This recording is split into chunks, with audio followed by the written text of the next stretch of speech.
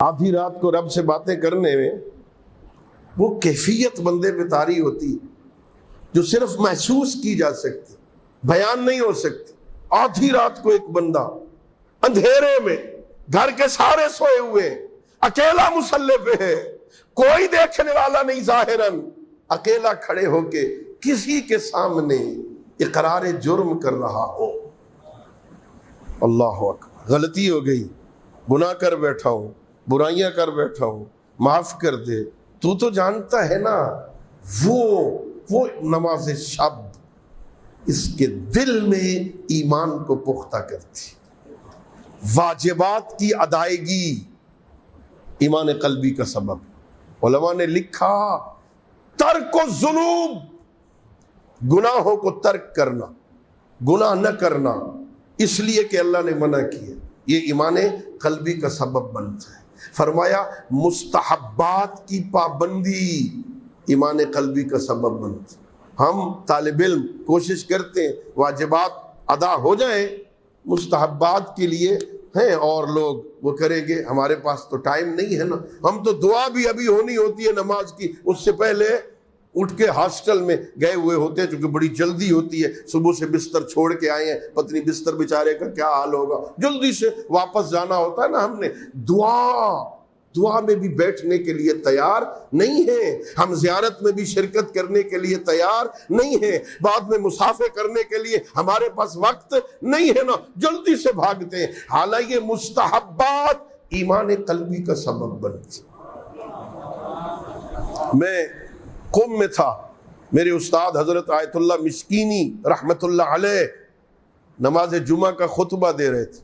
نماز جمعہ کے خطبے میں انہوں نے فرمایا تھا کہ جب کوئی دعا کرے آمین کہنے میں کنجوسی نہ کیا کر۔ وہ فرما رہے تھے دعا کرنے والا گناہگار ہی کیوں نہ ہو تم آمین ضرور کہا کرو، اس لیے کہ اتنے بندے جب آمین کہیں گے ولو دعا کرنے والا گناہگار ہے، ہو سکتا ہے آپ میں سے کسی ایک بندے کے آمین کہنے کی وجہ سے ساروں کی قبول ہو جائے۔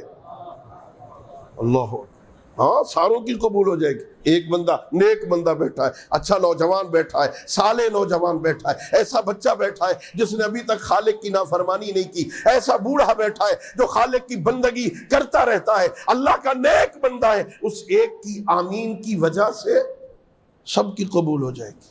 ہاں مستحبات کی پابندی، گناہوں کو ترک کرنا، خدمت خلق۔ استاد بزرگوار حضرت آیت اللہ العظمیٰ شیخ محمد فاضل موحدی لنکرانی رحمت اللہ علیہ، انہوں نے ایک دفعہ درس میں طالب علموں کو یہ کہا تھا کہ تم واجبات ادا کرو اور اس کے ساتھ وقت دو لوگوں کی خدمت کو۔ اگر خدمت خلق کرو گے نا تو اگر کوئی چھوٹا موٹا مستحب رہ بھی گیا نا تو قیامت والے دن میرا نام لے لینا کہ اس نے کہا تھا یہ کرو، میں خود جواب دے لوں گا۔ لوگوں کی خدمت، فقیر، غریب، مسکین لوگوں کی خدمت کرنا یہ بھی اصل عبادات میں سے۔ میں نے پڑھا ایک مقام پہ حضرت جبرائیل علیہ السلام سید الملائکہ پیغمبر گرامی اسلام کی خدمت میں آتے اور کہتے ہیں یا رسول اللہ لو کانت عبادتنا علی الارض، اگر ہم فرشتوں کی عبادت اس زمین پہ ہوتی نا، ہمیں حکم دیا جاتا زمین پہ عبادت کرو، یہاں اللہ کی بندگی کرو، یہاں خالق کائنات کی عبادت کرو، لعلمنا ثلاثۃ خصال، ہم تین کام کرتے، تین کام عبادت تھے ہمارے، یہ کام کرتے۔ اے جبرائیل کیا کرتے؟ پہلا فرمایا ہم ستر العیوب، ہم یہاں دنیا میں رہتے ہوئے جس کا عیب دیکھتے اسے بیان کرنے کی بجائے اس پہ پردہ دے دیتے۔ اللہ اکبر، ستر العیوب، یہ ہماری عبادت ہوتی، لوگوں کے گناہوں کو لوگوں کے سامنے بیان کرنے کی بجائے اس پہ پردہ دے دیتے۔ اور دوسرا فرمایا اغاثۃ صاحب العیال، جو کثیر العیال لوگ ہیں، جو خاندان کے خرچے برداشت نہیں کر سکتے، ہم دنیا میں رہتے تو یہ عبادت کرتے، ہم اس کثیر العیال بندے کی مدد کرتے، اس کے ساتھ تعاون کر کے اس کی خدمت کرتے، اس کی مشکلات میں اس کا ساتھ دیتے۔ اور تیسرا عجیب جملہ فرمایا، ہم عبادت کرتے سقی الماء، ہم پیاسوں کو پانی پلاتے، یہ ہماری عبادت ہوتی۔